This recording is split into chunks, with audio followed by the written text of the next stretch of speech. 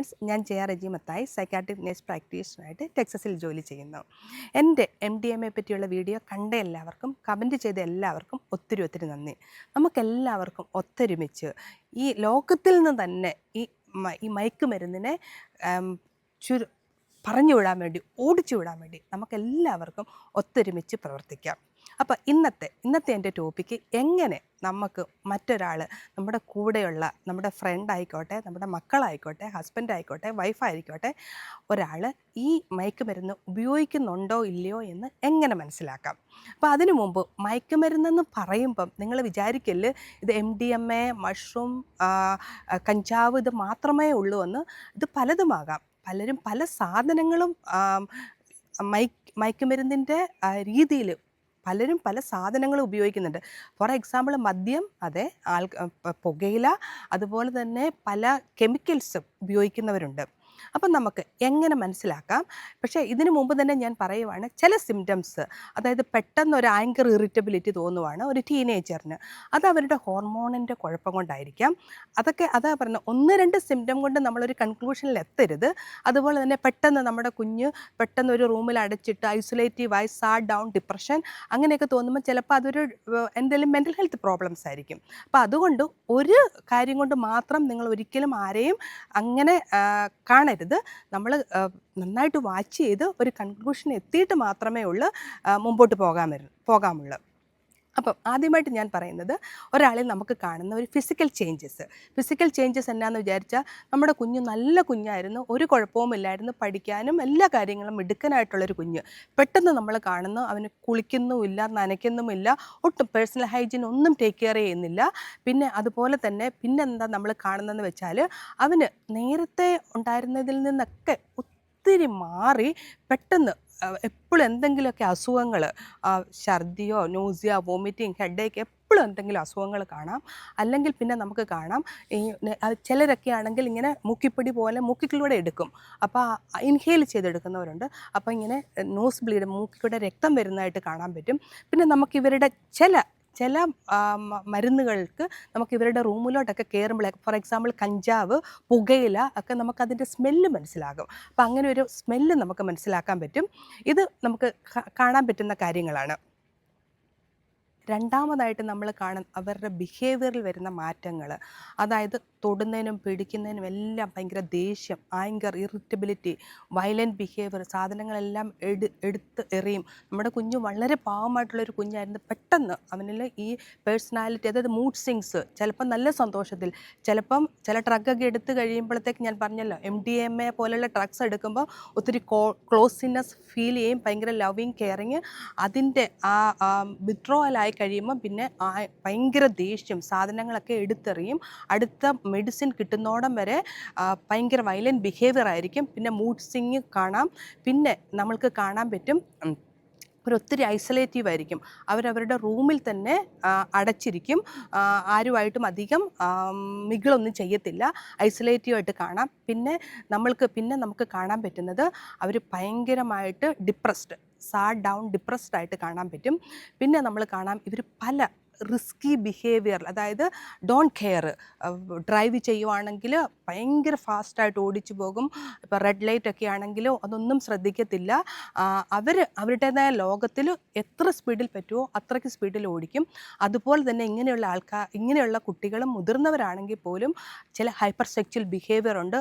അവർ സെക്സൊക്കെ ചെയ്യുമ്പോൾ ഒരു പ്രൊട്ടക്ഷനും എടുക്കത്തില്ല. പിന്നെ അങ്ങനെ പല സിംറ്റംസും നമുക്ക് കാണാൻ പറ്റും. നമ്മുടെ കുഞ്ഞ് വീട്ടിലെല്ലാ കാര്യങ്ങളും ചെയ്തുകൊണ്ടിരുന്നതായിരിക്കാം, സ്കൂളിൽ നന്നായിട്ട് പഠിക്കുന്നതായിരിക്കാം.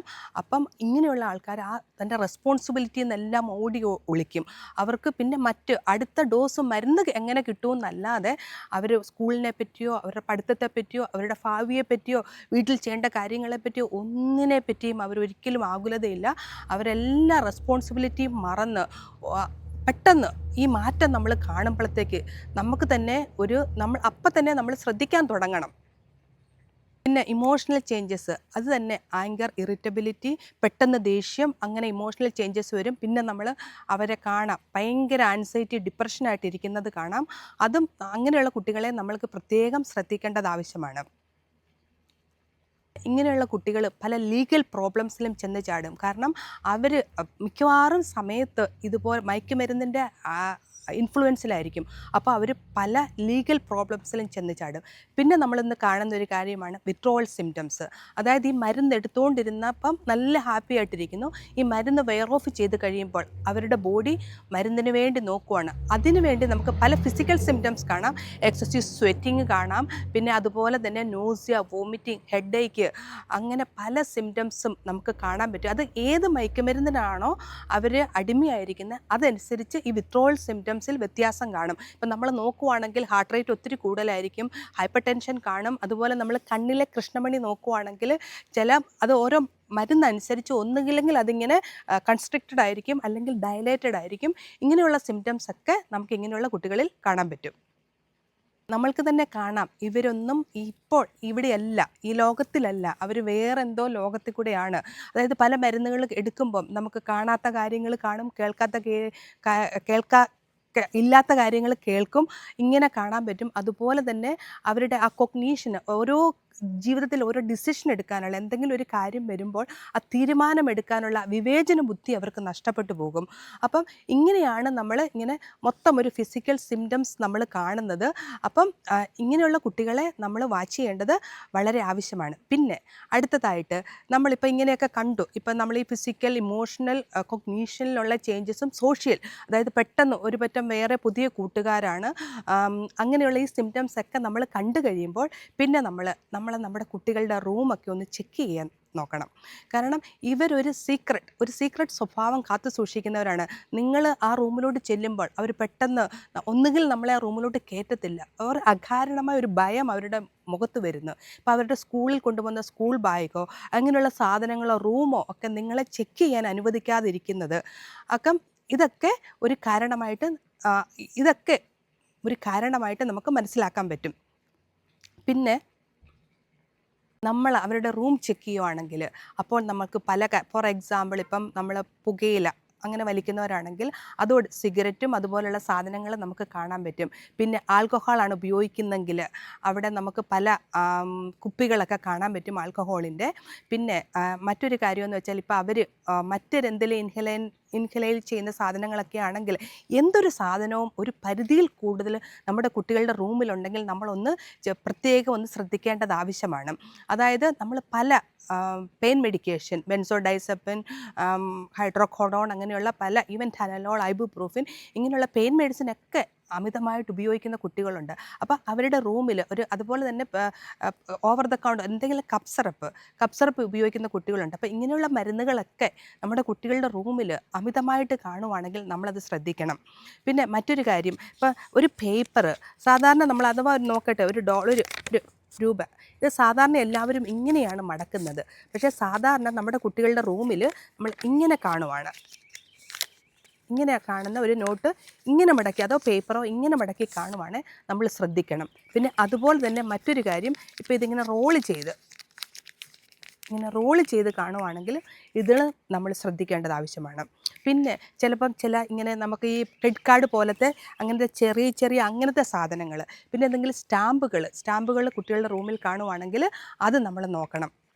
പിന്നെ സിറിഞ്ചസോ നീഡിൽസ്, പിന്നെ അതുപോലെ തന്നെ നമ്മൾ കുറേ പേനകൾ കാണുവാണ്. ആ പേനയൊക്കെ ഒന്ന് തുറന്ന് നോക്കണം. ഈ കുറേ പേനകളിരിക്കും, കാരണം ഇവർ പേനയൊക്കെ തുറന്ന് അതിനകത്തൊക്കെ ഫില്ല് ചെയ്ത് വെക്കാറുണ്ട്. എനിക്കൊരു പേഷ്യൻസ് ഉണ്ടായിരുന്നു. ആ പേഷ്യൻസ് പറയുന്ന ഓരോ പ്രാവശ്യം ഒരു 1-2 വർഷത്തോളം എടുത്ത് ആ ഡ്രഗിൽ നിന്നൊന്ന് കംപ്ലീറ്റ് ആയിട്ട് ഔട്ടാകാൻ വേണ്ടി. വീട്ടിൽ പൈസ കൊടുത്തില്ല, അപ്പൻ നോക്കുമ്പോൾ എങ്ങും കാണത്തില്ല. പക്ഷെ ഓരോ പ്രാവശ്യവും, കാരണം അപ്പനില്ലാതെ തന്നെ കുട്ടി എന്നോട് തനിയെ സംസാരിക്കാറുണ്ട്. അപ്പോഴത്തേക്ക് പറയും, ഓരോ പ്രാവശ്യം അവൻ എവിടുന്നെങ്കിലുമൊക്കെ, അത് പറയുന്നത് അവൻ ചിലപ്പോൾ പെയിൻ്റ് എടുത്ത് ഉപയോഗിക്കാറുണ്ട്. പിന്നെ അതുപോലെ തന്നെ വിൻഡോയിൽ അവിടെയൊക്കെ സ്ക്രാച്ച് ചെയ്ത് പല സാധനങ്ങളാണ് ഉപയോഗിക്കുന്നത്. അപ്പം നമ്മുടെ കുട്ടികളുടെ റൂമൊക്കെ നന്നായിട്ട് ചെക്ക് ചെയ്യണം, എന്തെല്ലാം സാധനങ്ങളാണ് അവിടെ ഉള്ളതെന്ന്. പിന്നെ നമുക്ക് മറ്റൊരു കാര്യമെന്ന് പറഞ്ഞാൽ, ഇവർ പല സാധനങ്ങളും ഉപയോഗിക്കും. നമ്മൾ ഇമാജിൻ ചെയ്യാൻ നമ്മുടെ മനസ്സിൽ ഒരിക്കലും തോന്നാത്ത കാര്യങ്ങളായിരിക്കും. ഈ പെയിൻ തിന്നർ ഉപയോഗിക്കും.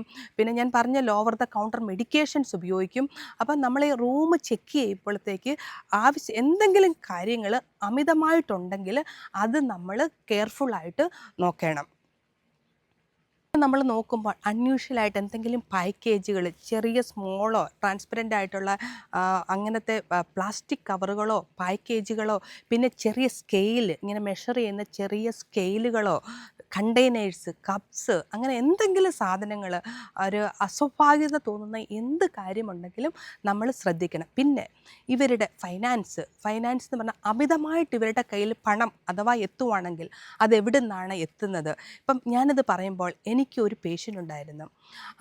അവൻ ചെറുപ്പത്തിലായിരുന്നപ്പോൾ അവൻ്റെ കൂട്ടുകാരൻ്റെ അമ്മ ഡ്രഗ് കൊടുത്തു, എന്നിട്ട് സെക്ച്വലായിട്ട് അബ്യൂസ് ചെയ്ത്. അപ്പോൾ അന്ന് അവൾ ഡ്രഗ് കൊടുത്ത് ഇവനെ സെക്ച്വലായിട്ട് അബ്യൂസ് ചെയ്ത്. പക്ഷേ ഇവൻ വളർന്നപ്പോൾ ഇവന് മനസ്സിലായി ഇത് അവൾ എന്താണ് ചെയ്യുന്നത് അത് ശരിയല്ലെന്ന്. അപ്പോൾ ഈവൻ തിരിച്ചവളെ ബ്ലാക്ക് മെയിൽ ചെയ്യാൻ തുടങ്ങി. അവൻ ചോദിച്ചതൊക്കെ $1,000, $2,000, $5,000 ചോദിച്ചത് അവളിൽ നിന്ന്. അപ്പോൾ അവളിങ്ങനെ ആരോടും പറയാതിരിക്കാൻ വേണ്ടി ഇവന് പൈസ കൊടുത്തുകൊണ്ടിരുന്നു. അപ്പോൾ അവൻ്റെ അമ്മ ഈ പൈസ ഇതെവിടെ നിന്നാണ് ഈ കാശൊക്കെ വരുന്നതെന്ന് ചോദിച്ചപ്പോൾ അവൻ പറഞ്ഞു, ഞാനൊരു ഓൺലൈൻ ബിസിനസ് തുടങ്ങിയെന്ന്. അമ്മ അത് വിശ്വസിച്ചു. നിങ്ങൾ ഓർക്ക് 15, 16 വയസ്സുള്ള കുട്ടികൾ $5,000, $6,000 ഒക്കെ ആയിട്ട് നിങ്ങളുടെ അടുക്കലായിട്ട് വരുമ്പോൾ, അല്ലെങ്കിൽ ഓക്കെ ഒരു 50,000, 25,000, 50,000 രൂപയായിട്ട് നിങ്ങളോട്ട് വരുമ്പോൾ നിങ്ങളത് തിരക്കണം. അതിൻ്റെ ഉത്ഭവം എവിടെ നിന്നാണെന്ന്. ഏത് ഓൺലൈൻ ബിസിനസ് കൊണ്ട് ഇപ്പോൾ ഒരു 15, 16 വയസ്സുള്ള കുട്ടിക്ക് ഇത്രയും പൈസ ഉണ്ടാക്കാൻ പറ്റും? അങ്ങനെ എന്തെങ്കിലും ഉണ്ടെങ്കിൽ മാതാപിതാക്കൾ അത് കൃത്യമായിട്ട് അറിഞ്ഞിരിക്കണം. പിന്നെ മറ്റൊരു കാര്യം, ഇവരുടെ പൈസയുടെ ആവശ്യം കൂടും. നമ്മൾ അതും ശ്രദ്ധിക്കണം. അമിതമായിട്ട് നമ്മളോട് പൈസ ചോദിക്കുകയാണ്. ഓരോ പ്രാവശ്യം പൈസ കൂടുതൽ ചോദിക്കുമ്പോൾ നമ്മുടെ കുട്ടികൾ എന്തിനാണ് പൈസ ചോദിക്കുന്നത്, അതെന്തിനാണ് ഉപയോഗിക്കുന്നത് എന്നും കൂടെ നമ്മൾ ശ്രദ്ധിക്കണം. പിന്നെ അവരുടെ റൂമിൽ നോക്കുമ്പോൾ ആവശ്യമില്ലാത്ത എന്തെങ്കിലും ബില്ലുകളുണ്ടോ, എന്തെങ്കിലും തരത്തിലുള്ള അങ്ങനെ എന്തെങ്കിലും പേപ്പറുകളുണ്ടോ, പിന്നെ അതുപോലെ തന്നെ ആരെങ്കിലും ഇങ്ങനെ ഡയറിയൊക്കെ എഴുതുന്നവരാണെങ്കിൽ അവരുടെ ഡയറിയിൽ എന്തൊക്കെയാണ് എഴുതി വെച്ചിരിക്കുന്നത്, അങ്ങനെയുള്ള കാര്യങ്ങളൊക്കെ നമ്മൾ ശ്രദ്ധിക്കണം. അപ്പം ഇത് ഞാൻ ചുരുക്കമായിട്ട് പറഞ്ഞതാണ്. ഇങ്ങനെ പല കാര്യങ്ങളും ഉണ്ട്. അപ്പം നമ്മൾ ഇപ്പം ഇത്രത്തോളം അറിഞ്ഞതിൽ ഇതുവരെ കേട്ടിട്ടില്ലാത്ത നമ്മൾ TV വെച്ചാലും ഓരോ ദിവസവും അവിടെ മയക്കുമരുന്ന് പിടിച്ചു, ഇവിടെ മയക്കുമരുന്ന് പിടിച്ചു, കേട്ടിടത്തോളം ഇപ്പം കേരളത്തിൽ മൊത്തം എല്ലായിടത്തും മയക്കുമരുന്നിൻ്റെ കളിയാണ്. അപ്പം നമ്മൾക്ക് എന്ത് ചെയ്യാൻ പറ്റും? നമ്മുടെ കുട്ടികളെ ഇത് മനസ്സിലാക്കി കഴിയുമ്പം നമ്മൾ എങ്ങനെ അവരെ കാരണം നമ്മൾ അവരെ ഭയപ്പെടുത്താനും പണിഷ് ചെയ്യാനും പോകാതെ ഓർക്ക് നമ്മുടെ കുട്ടിക്കൊരു മാരക രോഗമാണ്. നമ്മുടെ കുട്ടിക്ക് മാരക രോഗം വന്നാൽ നമ്മൾ അവരെ പണിഷ് ചെയ്യുമോ? നമ്മൾ അവരെ ടേക്ക് കെയർ ചെയ്യും അല്ലേ? അതിൽ നിന്നും വെളിയിൽ വരാൻ വേണ്ടി എന്തെല്ലാം എത്ര അസുഖം വന്നാലും നമ്മൾ നമ്മുടെ വീടും കുടുംബവും വിറ്റാണെങ്കിലും നമ്മുടെ കുട്ടികളുടെ ജീവൻ രക്ഷപ്പെടുത്താൻ നമ്മൾ നോക്കത്തില്ലേ? അതുപോലെ നമ്മൾ കരുതണം. അതായത് നമ്മുടെ കുട്ടിക്ക് ഒരു ആക്സിഡൻ്റ് ഉണ്ടായി, നമ്മുടെ കുട്ടി ഒരു ആക്സിഡൻ്റ് ഉണ്ടായി, അവൻ്റെ തെറ്റാണെങ്കിൽ പോലും നമ്മൾ അവനെ പണിഷ് ചെയ്ത് എത്രയും പെട്ടെന്ന് അവനെ എന്താണ് വേണ്ടതെന്ന് വെച്ചാൽ ഹോസ്പിറ്റലിൽ കൊണ്ടുപോകണേ, അത് വണ്ടിക്ക് എന്താണ് വേണ്ടത് അതല്ലേ നമ്മൾ ചെയ്യുന്നത്. അതുപോലെ നമ്മൾ കരുതണം. നമ്മുടെ കുട്ടികൾ അറിഞ്ഞോ അറിയാതെയോ നമ്മുടെ കുട്ടികളെല്ലാം മുതിർന്നവരും അറിഞ്ഞോ അറിയാതെയോ ഇങ്ങനെയൊരു ട്രാപ്പിൽ പെട്ടുപോയെങ്കിൽ നമ്മൾ അവരെ പണിഷ് ചെയ്യാതെ സ്നേഹത്തോടെ പറഞ്ഞ് മനസ്സിലാക്കി തിരിച്ചു കൊണ്ടുവരാൻ നോക്കാം. ഒരു തെറ്റ് ആർക്കും പറ്റും. ഇതൊരു അസുഖമാണെന്ന് കരുതി ചികിത്സിക്കുക. അതാണ് എനിക്ക് നിങ്ങളോട് പറയാനുള്ളത്. ഈ അടുത്ത വീഡിയോയിൽ ഞാൻ നിങ്ങളോട് പറയാം എന്തുകൊണ്ടാണ് നമ്മുടെ കുട്ടികളും മുതിർന്നവരും എന്തുകൊണ്ടാണ് ഈ മയക്കുമരുന്ന് ഉപയോഗിക്കുന്നത് എന്നുള്ളത് ഞാൻ അടുത്ത വീഡിയോയിൽ പറയാം. നിങ്ങൾക്ക് ഇതേപ്പറ്റി എന്തെങ്കിലും ക്വസ്റ്റ്യൻസ് ഉണ്ടെങ്കിൽ ചോദിക്കുക. ഇത് മറ്റുള്ളവർക്കായിട്ട് ഷെയർ ചെയ്യുക. നമുക്കെല്ലാവർക്കും ഒത്തൊരുമിച്ച് ഇത് പ്രവർത്തിക്കേണ്ട സമയമാണ്. നമ്മുടെ ചുറ്റും എല്ലായിടത്തും ഇപ്പം ഞാൻ പറഞ്ഞു ഇവിടെ വന്ന് നിൽക്കും, നമ്മുടെ വീടിനകത്തോട്ട് തന്നെ കയറുവാണെന്ന് വിചാരിക്കുക. അപ്പം നമുക്കെങ്ങനെ ഇതിനെ തുരത്തി ഓടിക്കാൻ പറ്റും, നമ്മുടെ സമൂഹത്തെ എങ്ങനെ രക്ഷിക്കാൻ പറ്റും? ഞാൻ പറയുന്നത് പോലെ ഇന്നത്തെ തലമുറയാണ് നാളത്തെ വാഗ്ദാനങ്ങൾ. നമ്മുടെ നാടിനെ നശിപ്പിക്കണമെങ്കിൽ ഇങ്ങനെ കുറേ മയക്കുമരുന്ന് നമുക്ക് കൊടുത്താൽ മതി. അങ്ങനെ വരുന്ന ആ ശക്തികളിൽ നിന്നും ഇങ്ങനെയുള്ള പണവും ഇങ്ങനെയുള്ള പ്രശസ്തിയും വേണ്ട. അങ്ങനെ ഉള്ളവരുടെ സ്വത്തുക്കളൊക്കെ കണ്ടുകെട്ടി സമൂഹത്തിന് തന്നെ ഒരു എക്സാമ്പിളായിട്ട് ഇനി ഒരാൾ ഇതിലോട്ട് കടക്കാതിരിക്കാനുള്ള സാഹചര്യമാണ് നമ്മൾ ഉണ്ടാക്കി കൊടുക്കേണ്ടത്. Thank you for watching.